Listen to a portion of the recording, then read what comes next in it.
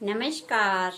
आपका मेरे इस चैनल पर स्वागत है जिसका नाम है गोल्डी कुमारी। मैं अपने इस चैनल पर मिस्टर रॉबर्ट कियोसाकी द्वारा लिखी गई book rich dad poor dad के वीडियो बना रही हूँ। रिच डैड पुअर डैड वो बुक है जो हमें हमारे पैसों से संबंधित ज्ञान को बढ़ाने में मदद करती है।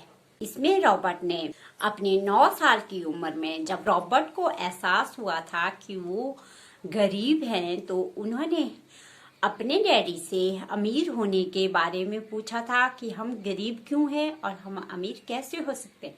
रॉबर्ट ने 9 साल की उम्र से सीखना शुरू किया था। वो सब उन्होंने इस बुक में सिखाया है कि कैसे कैसे वो क्या करते हैं, किस तरह से सीखते हैं। तो और अगर आपको भी अपनी और अपने बच्चों की पैसों से संबंधित समस्याओं को हल करना है तो आपको एक बार ये बुक अवश्य पढ़नी चाहिए। और अगर आपके पास बुक खरीदने का, पढ़ने का वक्त नहीं है तो आप मेरा ये चैनल सब्सक्राइब कर सकते हैं। और मैं ये बुक आजकल पढ़ रही हूँ और इसी से ही अपने वीडियो बना रही हूँ ताकि जिससे भी इससे नॉलेज लेना हो तो ले सकता है। जहाँ मैंने पिछली वीडियो छोड़ी थी, आज मैं अध्याय 5 का दूसरा पार्ट शुरू करने जा रही हूँ, जिसका शीर्षक था कि अमीर लोग पैसों का आविष्कार करते हैं। रॉबर्ट आगे लिखते हैं कि अपने वित्तीय आईक्यू को विकसित करने का झंझट क्यों पालें। इस सवाल का जवाब कोई दूसरा नहीं, सिर्फ आप ही दे सकते हैं। लेकिन मैं आपको इतना बता सकता हूँ कि मैं खुद ऐसा क्यों करता हूँ। मैं ऐसा इसलिए करता हूँ क्योंकि यह जीवित रहने के लिए सबसे रोमांचक समय है। मैं परिवर्तन से डरने के बजाय उसका स्वागत करना चाहूंगा। मैं तनख्वाह ना बढ़ने की चिंता करने के बजाय लाखों करोड़ों डॉलर बनाने के बारे में रोमांचित होना ज्यादा पसंद करूंगा। हम आज जिस दौर में है वह संसार के इतिहास में सबसे रोमांचक और अभूतपूर्व समय है। आज से कई पीढ़ियों बाद लोग पलटकर इस युग को देखकर कहेंगे कि यह कितना रोमांचकारी युग रहा होगा। यह पुराने की मृत्यु और नए के जन्म का समय कहा जाएगा।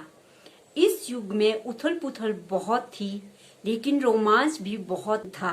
तो अपने वित्तीय आईक्यू को विकसित करने का झंझट क्यों पालें? क्योंकि यदि आप ऐसा करते हैं तो आप समृद्ध बनेंगे, और अगर आप ऐसा नहीं करते हैं तो आगे आने वाला समय आपके लिए डरावना होगा। ऐसे समय में आप कुछ लोगों को बहादुरी के साथ आगे बढ़ते हुए देखेंगे, जबकि दूसरों को अपने घिसे हुए जीवन रक्षकों से चिपके देखेंगे। 300 साल पहले जमीन को दौलत माना जाता था, इसलिए जो व्यक्ति जमीन का मालिक होता था वह दौलतमंद होता था। बाद में दौलतमंद जमीन के बजाय फैक्ट्रियों तथा उत्पादन से जुड़ गई और अमेरिका का वर्चस्व कायम हो गया। इसके साथ ही उद्योगपति दौलत का स्वामी बन गया। आज दौलत का वास सूचना या जानकारी में है, यानी जिस व्यक्ति के पास सही समय पर सबसे ज्यादा जानकारी होती है वह दौलत का स्वामी होता है।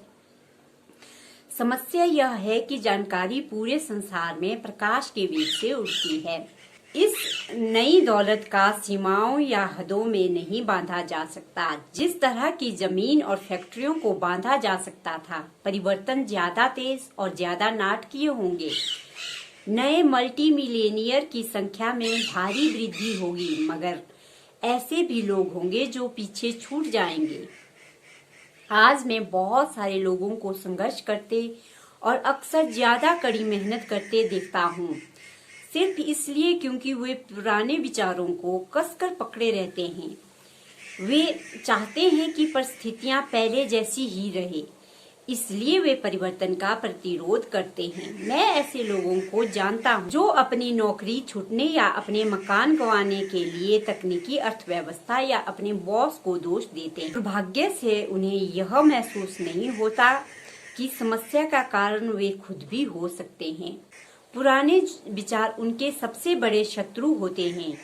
ये विचार शत्रु इसलिए होते हैं क्योंकि उन्हें यह बात पता ही नहीं होती कि जिस पुराने जमाने में यह विचार या कार्यशैली संपत्ति थी, वह पुराना जमाना अब जा चुका है।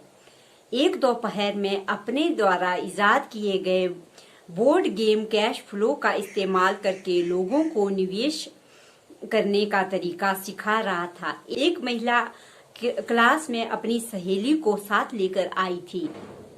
उस सहेली का हाल में तलाक हुआ था। स्त्री धन तय करने की प्रक्रिया में उसके हाथ बुरी तरह जल गए थे और वह अब कुछ जवाब खोज रही थी। उसकी सहेली को लगा शायद इस क्लास से उसे कुछ सीखने को मिलेगा। हमारा गेम लोगों को यह सिखाने के लिए तैयार किया गया है कि पैसे कैसे काम करता है। खेल खेलते समय वे इनकम स्टेटमेंट और बैलेंस शीट के आपसी संबंध के बारे में सीखते हैं।